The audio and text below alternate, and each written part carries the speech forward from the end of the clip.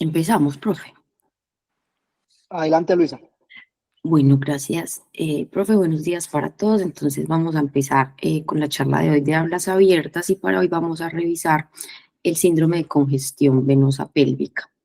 Entonces revisaremos la terminología, clasificación, epidemiología, anatomía y fisiopatología, posteriormente el diagnóstico y tratamiento y finalizaremos con algunas conclusiones.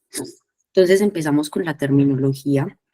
El Colegio Americano de Obstetras y Ginecólogos define el dolor pélvico crónico como síntomas de dolor que se perciben como originados en los órganos pélvicos y que normalmente duran más de 6 meses. Y por lo general se asocia con consecuencias cognitivas, conductuales, sexuales y emocionales negativas y también con síntomas que sugieren disfunción del tracto urinario inferior, sexual, intestinal, del suelo pélvico, miofacial o ginecológico. Se estima que el dolor pélvico crónico afecta a 10 millones de mujeres en todo el mundo. De hecho, se cree que representa hasta el 10 al 20% de todas las consultas ambulatorias de ginecología y es la indicación en el 20 al 33% de todas las laparoscopias diagnósticas. El dolor pélvico crónico tiene una prevalencia del 15% en mujeres entre los 18 a los 50 años y en el 61% de los casos la etiología del dolor es inexplicable. Dentro de las causas del dolor pélvico crónico, entonces encontramos múltiples y variadas. Están la endometriosis, la adenomiosis, fibromas, trastornos musculoesqueléticos, enfermedad inflamatoria pélvica, síndrome de intestino irritable, síndrome de vejiga dolorosa, entre muchos otros más. Y también ahí encontramos el síndrome de congestión venosa pélvica. Y aquí también tenemos que diferenciar dos términos, uno que son las varices vulvovaginales y el síndrome de congestión venosa pélvica. Entonces, las varices vulvovaginales pueden estar aisladas o asociadas con varices de las extremidades inferiores y también pueden ocurrir como parte del síndrome de congestión venosa pélvica, es decir, que esas varices pueden ser una manifestación del síndrome de congestión venosa pélvica. Y ya en cuanto al síndrome de congestión venosa pélvica, se han utilizado múltiples términos para describirlo. De hecho, se ha descrito como insuficiencia venosa pélvica, síndrome de dolor pélvico crónico, síndrome de congestión pélvica, congestión venosa pélvica y los varicoceles tubováricos que se han denominado como el equivalente femenino del varicocele testicular. Ahí. Pero esta terminología variada, pues en relación a este tipo de trastornos venosos pélvicos, podría tener consecuencias para el diagnóstico y para el tratamiento de la entidad. Y fue por eso que en un intento de resolver esa controversia, en el 2021, en la revista de cirugía vascular, en la sección de trastornos venosos y linfáticos, se publicó la clasificación de síntomas, varices y fisiopatología o sistema de clasificación SVP de los trastornos venosos pélvicos. Y entonces esta clasificación define 3 dominios que son síntomas, varices y fisiopatología, y el dominio de fisiopatología abarca también características anatómicas, hemodinámicas, si es por obstrucción o por reflujo, y etiológicas. Entonces, la clasificación de estas pacientes se debe denominar SVP, subclasificación AHE. Entonces, con esta clasificación, los trastornos venosos pélvicos podemos encontrar los que se producen en 4 zonas anatómicas. La zona 1 va a estar dada por la vena renal izquierda. En la zona 2 tenemos las venas gonadales y las ilíacas internas con sus anastomosis con los plexos venosos pélvicos. En la zona 3 tenemos las venas de origen pélvico y extrapélvico. Y en la zona 4, las venas de las extremidades inferiores, que sabemos que esta zona 4 pues ya está clasificada dentro del sistema SEAP que conocemos que es para clasificar los trastornos venosos de las extremidades inferiores. Entonces, este sistema mejora la comunicación, el diagnóstico, el tratamiento y la investigación.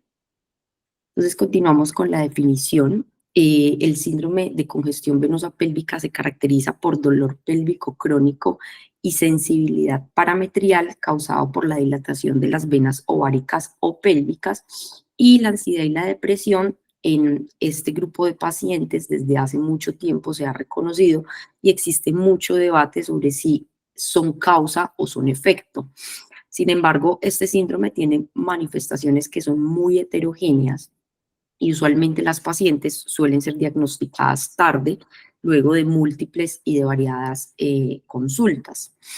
El síndrome de congestión pélvica tenemos que puede ser primario o puede ser secundario. Primario es cuando se produce como resultado de las anomalías venosas intrínsecas primarias, como la ausencia de válvulas y la incompetencia venosa, y secundario a factores mecánicos que causan obstrucción venosa, es decir, que ahí tenemos los síndromes compresivos, como el cascanueces y el May-Turner, pero también puede ser secundario a síndromes postrombóticos que pueden manifestarse en los miembros inferiores a través de los puntos de fuga pélvicos, pero específicamente hoy hablaremos del primario.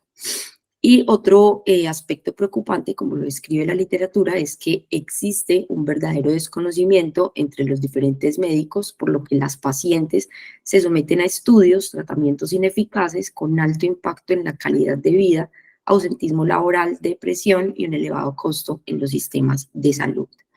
En cuanto a la epidemiología, es difícil establecer su verdadera incidencia, el síndrome de congestión venosa pélvica, debido a que no existen criterios de diagnóstico definitivos. Afecta principalmente a mujeres multíparas en el grupo de edad reproductiva. Es muy raro encontrarlo en nulíparas o en mujeres en la menopausia. La prevalencia del síndrome de congestión pélvica es de hasta el 30 al 40% en pacientes que presentan dolor pélvico crónico, en quienes no se puede encontrar otra patología obvia que explique los síntomas. Y en cuanto a las varices genitales, se estima que el 4% de las mujeres han tenido varices vulvovaginales. Lo que pasa es que por lo general ocurren durante el embarazo y generalmente regresan espontáneamente dentro de las 6 semanas posteriores al parto. Perdón. Bueno, entonces pasamos a la anatomía. Los principales vasos que drenan los órganos genitales femeninos van a ser las venas gonadales o las ováricas y las ilíacas internas. Entonces, como vemos en esta imagen, cada vena ovárica se forma por la unión de 2 o 3 afluentes que se encuentran a la altura de L4. De esa manera se forma la vena ovárica izquierda, que casi que invariablemente va a drenar en la vena renal izquierda, y la vena ovárica derecha, que generalmente drena en la cava inferior. Y vemos que estas venas ováricas forman un plexo venoso anastomótico bilateralmente en comunicación con el plexo que drena el ligamento ancho y las trompas de falopio, y también con el plexo venoso del fondo uterino. Y ya con respecto a las venas ilíacas internas, las ilíacas internas tienen unos afluentes que se dividen en ramas parietales y en ramas viscerales. Entonces, las ramas parietales son 4 e incluyen las venas glúteas superior e inferior, la iliolumbar, el plexo venoso sacro y las venas obturadoras. Y las ramas viscerales son básicamente esos plexos intercomunicantes de la ilíaca interna, que también son 4.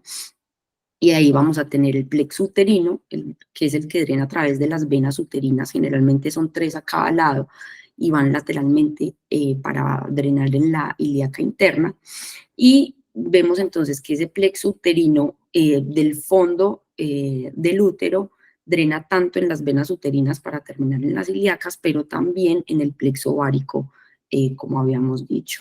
También está el plexo vesicovaginal, que lo encontramos un poco más inferior y anterior.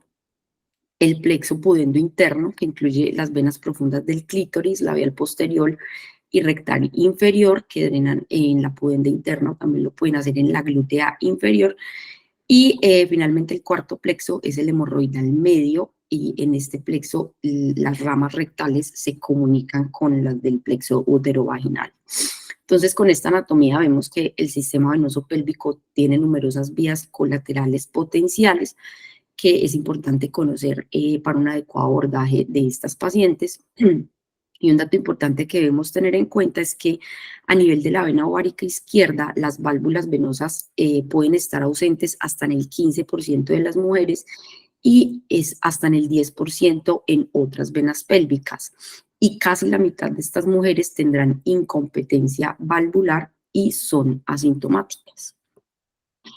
Entonces pasamos a la fisiopatología. La etiología del síndrome de congestión venosa pélvica no está clara.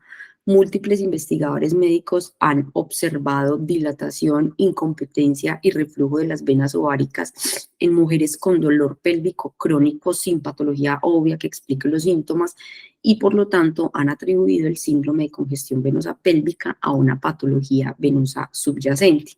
Entonces, con este modelo fisiopatológico, tanto los factores anatómicos como hormonales son los que van a condicionar la insuficiencia de esas venas ováricas o de las ilíacas internas o de sus afluentes. Y eso va a generar las varices pélvicas periováricas.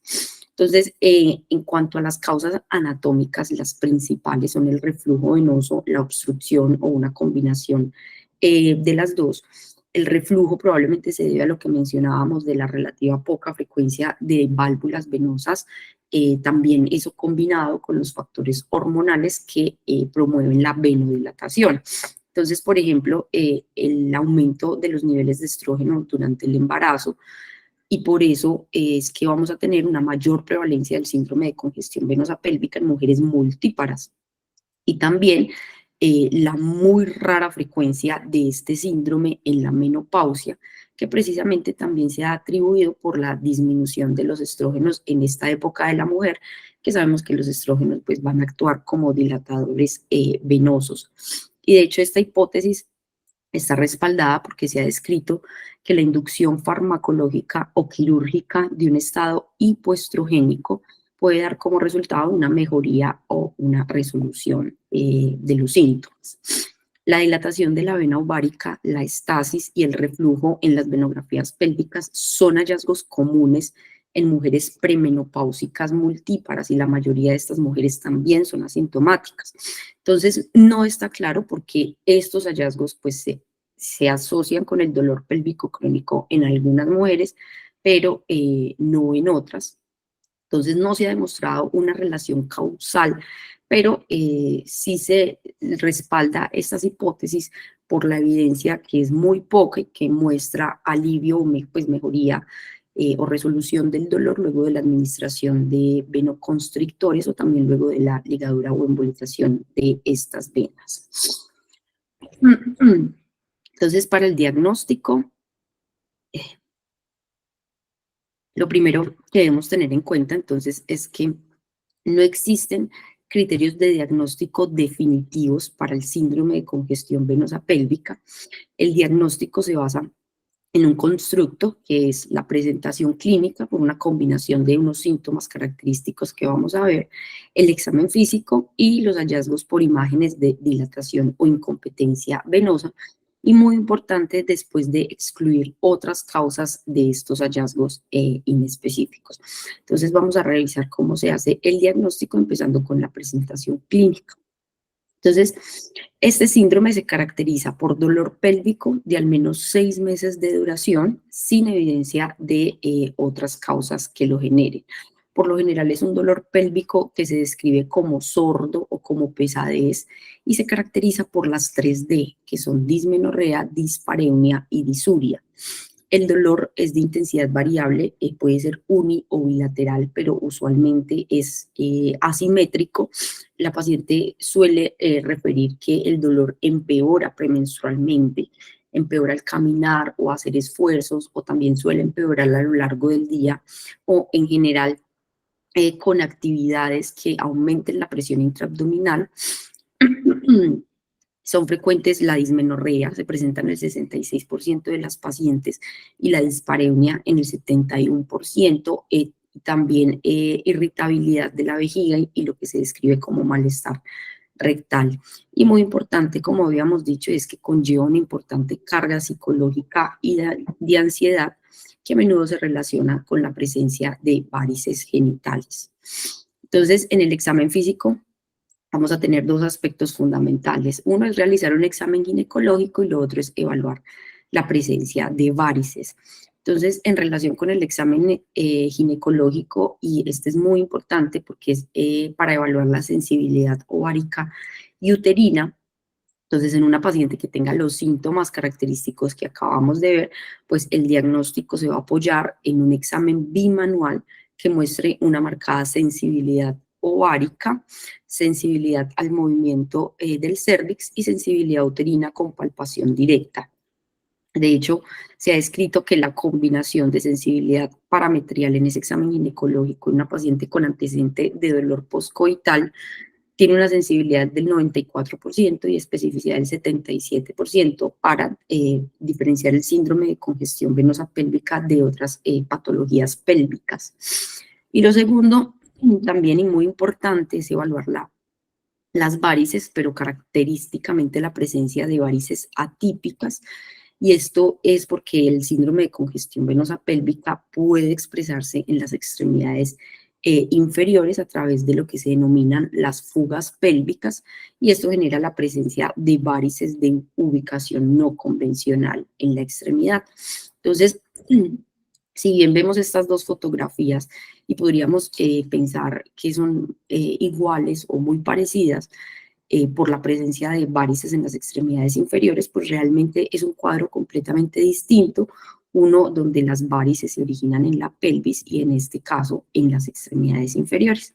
Entonces aquí debemos saber algunos datos importantes, y es que la incidencia de asociación entre varices genitales, ya sean pelvianas, vulvares o perineales, y de extremidades inferiores es del 70 al 80%. Entre el 15 al 20% de las pacientes con varices en extremidades inferiores y entre el 20 al 80% de las recurrencias varicosas en las extremidades inferiores tienen un origen pélvico parcial o completo. Y vamos a encontrar que el síndrome de congestión venosa pélvica se presenta en un 35% de los casos con varices genitales y 90% en extremidades inferiores, de ahí la importancia de tener un alto índice de sospecha en esta patología. Entonces, es importante porque estas diferencias se dan porque el síndrome de congestión venosa pélvica pues termina siendo multifactorial, y la hipertensión venosa genera ese reflujo venoso. Entonces, ese reflujo venoso se puede presentar a través de los vasos gonadales que pueden provocar el varicocele o la repermeabilización de las venas del ligamento redondo a través de ese conducto inguinal, pero la insuficiencia también se puede dar a través de las ramas de la ilíaca interna por las parietales o las viscerales que veíamos, a través de la pudenda, la obturatriz, la glútea superior y la glútea inferior. Y estos reflujos ya, pues lo que hacen es que pueden generar en forma directa o indirecta las fugas pélvicas y se manifiestan por varices atípicas en los miembros inferiores. Entonces, en el examen físico de estas pacientes, en presencia de varices atípicas, debemos evaluar los diferentes puntos de fuga pélvicos, que en general son 4, el glúteo, inguinal, obturador y pudendo, y debemos evaluar a la paciente en posición de frente, lateral, posterior y en posición ginecológica. Y debemos buscar todos estos puntos porque la presencia de varices positiva en esos sitios pues nos hace presumir cuál es el origen de ese reflujo. Entonces, los puntos glúteo superior e inferior derivan de las venas glúteas y se pueden conectar con venas en la cara posterior del muslo. El punto inguinal refleja las insuficiencias de esas venas del ligamento redondo y de las venas gonadales e incluye toda esta zona del pubis. El punto obturatriz, obturador, que es este que está en verde, se da por compromiso de la vena obturatriz, y el punto de fuga pudendo, por el compromiso de la, que es este amarillo, por el compromiso de las venas pudenda interna, y este punto de fuga también incluye el punto clitoridiano que está adyacente a él. Entonces, con esto vemos que la evaluación de estas pacientes debe incluir el abdomen, la pelvis y las extremidades inferiores. Y finalmente, para el diagnóstico, entonces nos faltan las imágenes, y estas imágenes se realizan para documentar los cambios venosos pélvicos característicos que respaldan el diagnóstico. Y algo muy importante que debemos tener en cuenta es que si bien La ausencia de cambios venosos pélvicos ayuda a excluir el síndrome de congestión venosa pélvica. La presencia de estas anomalías no es diagnóstica, ya que, pues, como hemos venido diciendo, las venas ováricas incompetentes y dilatadas son hallazgos comunes e inespecíficos. De hecho, en diferentes estudios se han descrito que están presentes en tomografía en el 47% de las mujeres multíparas asintomáticas. También en otros estudios, el 10% de más de 300 mujeres donantes de riñón sana que se sometieron a un aortograma abdominal preoperatorio antes de la nefrectomía tuvieron flujo retrógrado en una vena ovárica izquierda incompetente.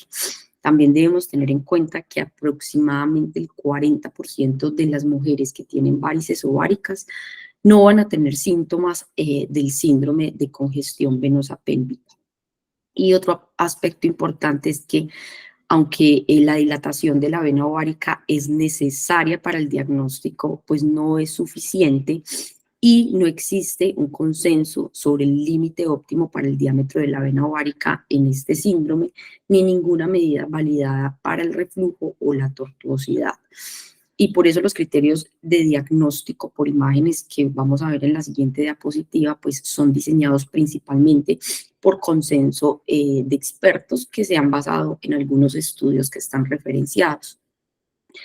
El síndrome de congestión venosa pélvica puede existir de forma aislada o en combinación con otras causas de dolor pélvico crónico y por eso la importancia de las imágenes es para excluir otras causas del dolor pélvico crónico y para confirmar un diagnóstico clínicamente sospechado del síndrome de congestión venosa pélvica.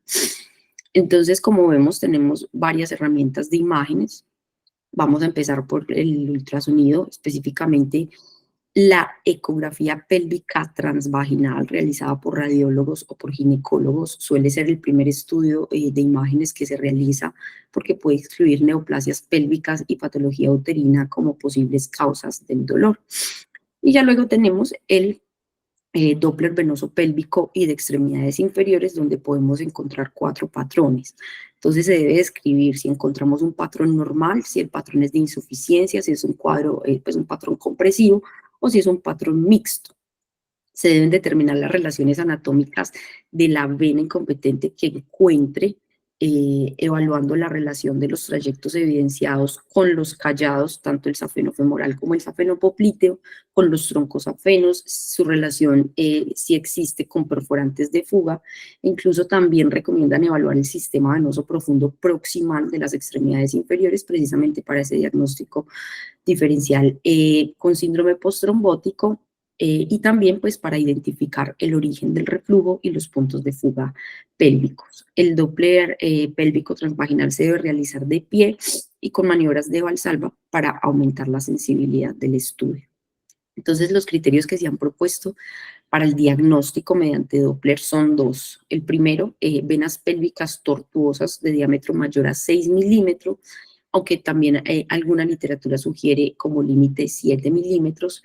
Y el segundo criterio es el flujo sanguíneo lento, menor a 3 centímetros sobre segundo, o flujo caudal invertido.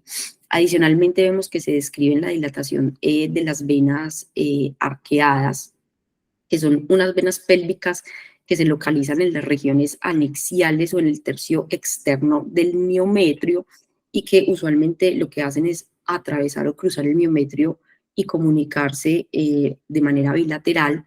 Estas venas se describen que son hallazgos comunes en las ecografías pélvicas y que estas venas arqueadas dilatadas realmente no tienen importancia clínica a menos que se asocien con otras venas pélvicas dilatadas en una paciente que tenga una clínica compatible, porque la dilatación de estas venas es multifactorial, incluso puede ser por instrumentación previa, por trauma o por alguna complicación del embarazo. Y también tener en cuenta que se han descrito ovarios poliquísticos en hasta el 40% de las mujeres con síndrome de congestión venosa pélvica y esta asociación pues podría estar en relación con los factores hormonales.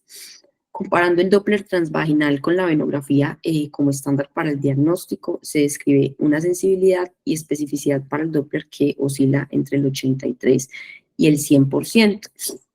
Entonces ya con esto es posible que realicemos una correlación fisiopatológica, semiológica y ecográfica de las varices atípicas o de esos puntos de fuga pélvicos y con eso tener un abordaje pues, más adecuado en este grupo de pacientes. Y por eso se recomienda protocolizar la evaluación y tener una visión integradora abdominal pélvica y de miembros inferiores y esto precisamente avala la importancia de la semiología clínica. Y ya con respecto a otras imágenes, tenemos entonces la venografía por tomografía o Venotac, donde se han sugerido estos criterios para el diagnóstico de varices pélvicas, que son tener al menos 4 venas parauterinas tortuosas ipsilaterales de diámetro variable, al menos una con diámetro mayor a 4 milímetros o un diámetro de vena ovárica mayor a 8 milímetros. La resonancia con contraste venoso o la venorresonancia tiene un rendimiento bueno al compararla con la fluorografía. Proporciona muy buenas imágenes de todas las causas pues que puede tener el dolor pélvico crónico, pero en general la tomografía y la resonancia tienen un valor específico para identificar los síndromes compresivos en caso de que quizás sea la sospecha. Y finalmente, la venografía o la fluorografía transcatéter, que se ha considerado el gol estándar para el diagnóstico del síndrome de congestión venosa pélvica, pero normalmente se realiza solo en el momento de la intervención endovascular. Y otra cosa que debemos tener en cuenta es que dependiendo de la población estudiada, hasta el 80% de las mujeres premenopáusicas sometidas a venografía tienen varices pélvicas y estasis venosa, algunas de ellas son asintomáticas y otras tienen dolor pélvico crónico sin otra etiología identificada de sus síntomas. Y muy importante, el diagnóstico diferencial, especialmente con el síndrome postrombótico, porque el síndrome postrombótico de vena cava o del segmento iliofemoral pues puede generar patrones de reflujo derivativos y podemos pensar que se trata de un síndrome de congestión venosa pélvica cuando realmente se trata de otra patología, en este caso sería un síndrome postrombótico y por eso la importancia de realizar un adecuado estudio Doppler. Entonces, ya para el abordaje del síndrome de congestión venosa pélvica, incluido el diagnóstico, el tratamiento, es muy importante realizar un enfoque en un equipo multidisciplinario por la complejidad que amerita esta patología, incluso en la esfera mental. Entonces, es importante un equipo que involucre a ginecólogos, internistas vasculares, cirujanos vasculares, radiólogos intervencionistas, urólogos, psiquiatras, psicólogos y también la clínica del dolor, precisamente para optimizar el manejo de estas pacientes y realizar un seguimiento adecuado. Y entonces ya para ir terminando vamos a hablar del tratamiento finalmente. Y entonces aquí lo primero que debemos saber es que si la etiología del síndrome de congestión venosa pélvica no está clara, pues entonces el tratamiento óptimo al día de hoy sigue siendo incierto. No existe un enfoque único para el tratamiento. Vamos a ver que se han estudiado pues algunos enfoques de tratamiento que los podemos dividir en manejo médico conservador, la terapia endovascular o el manejo quirúrgico. Y muy importante siempre recordar que este síndrome pues suele ir acompañado de ansiedad y de depresión que deben ser manejadas al mismo tiempo que abordo la patología venosa y en este campo la psicoterapia ha demostrado beneficios en este grupo de pacientes. Entonces vamos a empezar con el tratamiento médico. De aquí lo primero es que la evidencia que respalda ese tratamiento médico del síndrome de congestión venosa pélvica es limitada, pero los expertos recomiendan una prueba terapéutica como tratamiento de primera línea porque los riesgos del tratamiento médico son bajos si los comparamos con los riesgos de los procedimientos invasivos. Entonces, perdón. Entonces, aquí encontramos algunos tipos de medicamentos probablemente de mayor evidencia los tratamientos hormonales con progestágenos o con análogos de la hormona liberadora de gonadotropina, precisamente para intentar suprimir la función ovárica y aumentar la contracción venosa. Entonces, en algunos ensayos clínicos se ha demostrado beneficio en términos de mejoría del dolor en mujeres que han sido tratadas con goserelina, con acetato de medroxiprogesterona o con implante de tonogestrel durante 6 meses.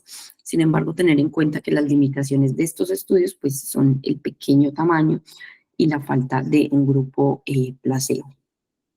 También se han estudiado los venotónicos, específicamente la fracción de flavonoides purificada micronizada, que se ha evaluado en varios estudios como este, que es uno de los más recientes, que se publicó en el 2021, y que fue un ensayo clínico controlado con placebo, que incluyó a 83 mujeres con diagnóstico de varices pélvicas por Doppler y síndrome de congestión venosa pélvica, y encontró que quienes recibieron tratamiento con esa fracción de flavonoides purificada micronizada, 1 gramo oral al día en un seguimiento de 2 años, tuvieron una mejor calidad de vida y una reducción de la gravedad de los síntomas. Y por eso este estudio concluye que la fracción de flavonoides purificada puede considerarse una opción de tratamiento eficaz y segura para el síndrome de congestión venosa pélvica en la práctica clínica habitual. También se han descrito los derivados hidrogenados de la ergotamina y alcaloides, pero específicamente la dihidroergotamina, que sabemos que es un antimigrañoso, pero realmente se evaluó en estudios previos al año 2000 y más con fines diagnósticos, porque en esos estudios se administró dihidroergotamina intravenosa y eso generó una disminución en el diámetro de las venas pélvicas y se tradujo en una reducción significativa del dolor en las pacientes porque generó vasoconstricción precisamente por el mecanismo de acción de su afinidad con los receptores de serotonina. Pero pues al día de hoy el uso de la dihidroergotamina pues no está autorizado en esta patología por la falta de evidencia. Y para las crisis agudas de dolor pélvico también se describe el beneficio de los ciclos cortos de AINES. Pero en general no se recomienda la terapia farmacológica a largo plazo para el tratamiento del síndrome de congestión venosa pélvica debido a los síntomas adversos y la eficacia limitada. Y ya las mujeres que no responden al tratamiento médico pueden seguir ya un tratamiento invasivo, pero se desconoce cuál es el tratamiento óptimo precisamente porque no se han realizado ensayos clínicos. Y aquí tenemos que los procedimientos pueden ser endovasculares o la cirugía. En relación con el tratamiento, pues vamos a encontrar que los estudios son difíciles de comparar porque utilizan diferentes criterios de diagnóstico para el síndrome de congestión venosa pélvica por falta de grupos de control, involucran diferentes técnicas de venografía, embolización y quirúrgicas, no proporcionan una evaluación estandarizada de los síntomas tanto antes como después del tratamiento, tienen duraciones variables de seguimiento y por todas estas razones pues es difícil que vayamos a sacar conclusiones en cuanto a esto. Entonces, específicamente la terapia endovascular incluye la embolización transcatéter de las venas ováricas o pélvicas y actualmente se cree que es el mejor tratamiento disponible para el síndrome de congestión venosa pélvica. Sin embargo, esto se basa en datos empíricos y no en una buena evidencia de ensayos clínicos. Los agentes embólicos incluyen coils, tapones vasculares, cianoacrilato o escleroespuma.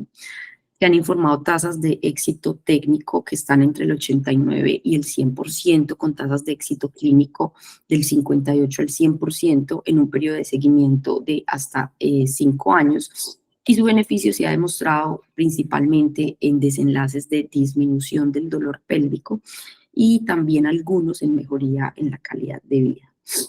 La Sociedad de Cirugía Vascular, con un nivel de evidencia que vemos que no es tan bueno, 2B, sugiere el tratamiento del síndrome de congestión pélvica y las varices pélvicas con embolización con coils, tapones o escleroterapia transcatéter usados solos o juntos.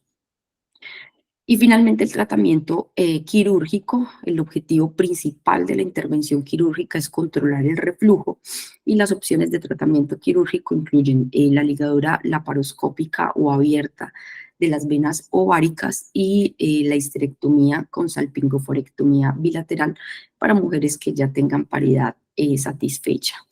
Las complicaciones descritas para la cirugía abierta y que por lo tanto al día de hoy debería evitarse son hematoma retroperitoneal, íleo, estancia hospitalaria prolongada y los riesgos de la anestesia. Se podría ofrecer histerectomía si todos los tratamientos previos han fracasado, pero puede no ser curativa porque hasta el 22 al 33% de las mujeres pueden seguir presentando dolor pélvico. Y por eso la cirugía abierta solo puede considerarse en pacientes seleccionadas con terapia endovascular fallida y presencia de síntomas que limitan la vida.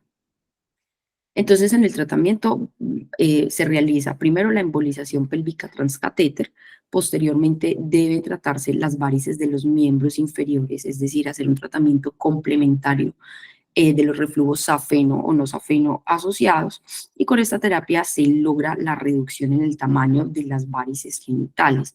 Ya si no se resuelven, no mejoran o persisten, se puede considerar la escleroterapia con espuma o la flebectomía. Se describe que las complicaciones del procedimiento endovascular son inusuales, sin embargo se reportan tasas que van del 2 al 8%, el riesgo de infección es aproximadamente del 1%. Lo otro es que los coils pueden generar embolia porque ellos pueden migrar al ventrículo derecho y a la circulación pulmonar, y esto puede suceder hasta en el 3% de los casos. La alergia al contraste es rara. Relacionados con la punción se describen hematomas, trombosis venosa, perforación de vasos, embolización objetivo y neumotórax. Las molestias y el dolor posteriores al procedimiento responden bien usualmente al manejo con analgesia. Y dentro de las complicaciones tardías tenemos la recurrencia de varices en el 10 al 40% de los casos, y esa recurrencia es mayor si no se tratan las varices de las extremidades inferiores. Entonces, ya como conclusiones, el síndrome de congestión venosa pélvica entra en la categoría de trastornos venosos pélvicos crónicos y representa una entidad nosológica separada. Es una afección generalizada, común y debilitante que afecta a millones de mujeres en todo el mundo. La etiología es compleja y multifactorial, puede ser primario o secundario y puede manifestarse en miembros inferiores como varices atípicas o a través de los puntos de fuga pélvicos. El diagnóstico se basa en una combinación de síntomas, hallazgos en el examen físico y dilatación e incompetencia de venas pélvicas, después de excluir otras causas de estos hallazgos inespecíficos. No olvidemos la correlación fisiopatológica, semiológica y ecográfica. Se recomienda un abordaje especializado multidisciplinario para optimizar el diagnóstico y el tratamiento. El desarrollo de un enfoque basado en evidencia para el tratamiento de estas pacientes se ha visto limitado porque, como vimos, aún no existen criterios de diagnóstico definitivos. Y finalmente, y lo más inquietante es que a pesar de la cantidad de estudios exhaustivos sobre este trastorno, muchas cuestiones relacionadas con el diagnóstico y el tratamiento del síndrome de congestión